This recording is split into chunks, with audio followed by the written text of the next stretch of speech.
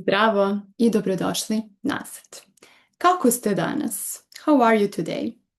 Kako ste, or informally kako si, is probably the first question that you learned in Serbian, and definitely the question you hear all the time. Usually, foreigners just reply with Dobro, but today, let's learn some more ways to answer. This is Serbian in 5 minutes. Short, simple lessons where you learn real Serbian, the language people use in everyday life, shaped by culture and real moments. First, maybe as an addition to Dobro, as a reply, you can ask how that person is. So you can say a ti or a vi. Both mean and you, but a ti is informal and a vi is formal. So you can reply with Dobro, a ti, or Dobro, a vi. In between Dobro and a ti, a vi, you can always add, as to any other phrases that I'm going to mention, this phrase. Hvala na pitanju. Thank you for asking. For example, kako si? Dobro. Hvala na pitanju. A ti? Kako si? How are you? Good. Thank you for asking. And you? Another very common answer is Nije loše. It is not bad. Nije loše. This means things are okay. Not bad, not great, okay. Nije loše. Not too bad. Not too bad. A very Serbian answer is evo, ide. Here, it's going, it's rolling. Evo, ide. You can sometimes just hear evo, meaning here, fine, okay. That's all the meanings implied there. With this ide, you can also hear ide nekako. Somehow it's going. Again, not great, but it's going. Ide nekako.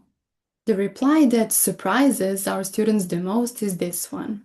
Guram comes from the verb gurati, to push, and guram means I'm pushing through, like I'm managing. You might know this form, in fact.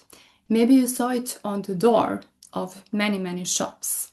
It says guraj, y at the end, imperative form, meaning push. And now one very, I would say, unusual, a bit old-fashioned, but very creative answer is da je bolje, ne bi valjalo. If it were any better, it wouldn't be good.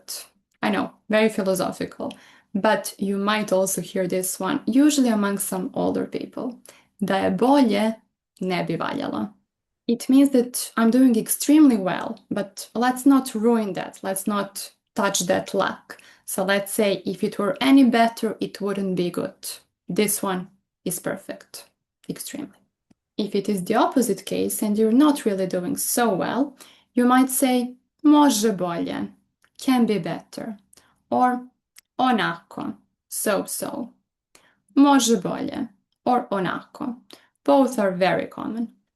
But pay attention, usually when you hear onako, there is a story behind it, and you're going to stay there for a long time to listen to it. Here it's also very common to give an honest answer and to say umorno, tired, for example. So, kako si? Somebody says umorno. Sometimes you will even hear kuća posao, housework. I'm just between these two locations. Kuća posao.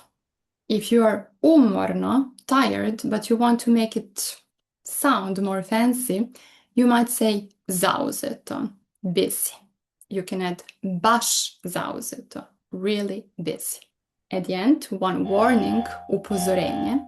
While in many cultures, people expect just fine as an answer and there are no additional questions or additional story, in Serbia you will find out quickly that behind the most positive answers and the most negative answers and the ones in the middle is actually the whole background story. So be prepared to listen to it. Try to write in the comments, kako ste danas? Or maybe try to remember the most interesting reply you heard. Hvala puno I vidimo se uskoro. Thank you so much and see you soon.